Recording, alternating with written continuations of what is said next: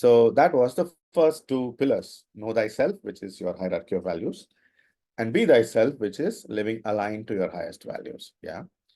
And what's the third one? Love thyself. How do you love yourself? By embracing your both sides, the hero and villain within you. Yeah. Dissolving the emotional charges. Pride is a false attribution bias where you elevate your worth way above your actual worth. Shame is again a false attribution bias where you deflate your self-worth way below your actual worth. Yeah. Pride, if this is your actual self-worth, pride is inflating it and shame is deflating it. So when you dissolve pride, you come to your actual self-worth. Or when you dissolve your shame and guilt and depression, you go to your actual worth. Yeah. Similarly, in others, if you are here and you may look up at others, infatuation, or look down at others, resentment. So when you are infatuated to others, you are blind of their downsides. Yeah. So you don't know them. And when you are resentful of others, you are blind of their upsides, and you don't know them. You think they are bad. So when you dissolve the infatuation, you bring them to the actual self-worth. And when you dissolve their resentment, you bring them to their actual worth.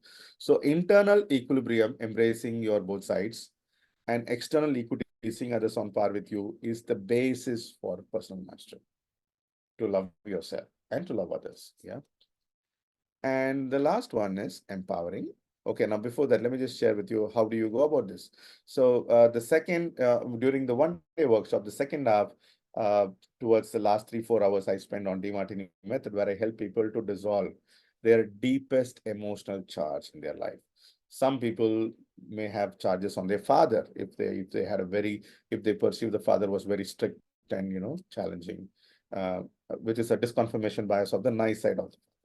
So I help them to dissolve that. Sometimes it could be brother, sister. It could be husband and wife if they are having a challenging marriage. It could be boss or super boss if they have a very difficult job dynamic. Yeah. It could be business partners if they feel the business partner has cheated them and all that. So I take them and help them to dissolve the charge. So the charge dissolve is not for the other person. It's for you to balance your perception, move from emotional volatility to a more balanced state so that you can focus on your highest goals and keep moving forward in life. Yeah. So forgiveness, what is quantum collapse process? Forgiveness does not dissolve the charge in totality. No, letting go or acceptance do not dissolve charge. Similarly, releasing the trash is all just nothing but writing the emotion and throwing it or tearing it or burning it. It's just pushing the charge to the back burner. It's only when you own the charges you judge in others, see how it is serving you as much as it has not, and see the human trait in whole, both sides, you'll be able to dissolve the charge in totality. Yeah. So an example is this South African entrepreneur I was working with when I was in Johannesburg, facilitating the breakthrough experience of Dr. John Demartini. So each facilitator will be allocated 8 to 10 participants to work one-on-one with. So this was a South African lady. She was around 54 and she was divorced 22 years back. Huh? And only 1.5 years she was married, and all she remembered about her marriage was very nasty things, and her perception was my husband was a devil, he was not a human being, he was an animal, he used to shout at me, yell at me, criticize me, insult me, humiliate me, beat me down. And she had a trauma that entire 1.5 years, and she thought the entire manhood are devils. And she has a daughter. During that period she got conceived, she has a daughter, but she has not, she's so scared to get a daughter, date a person or marry a person, because she thought all men are devils. Yeah. So on that day worked with her, picked up the emotional charges she had on her husband, and as we went through the process, helped her to own the traits where she has done it in her life.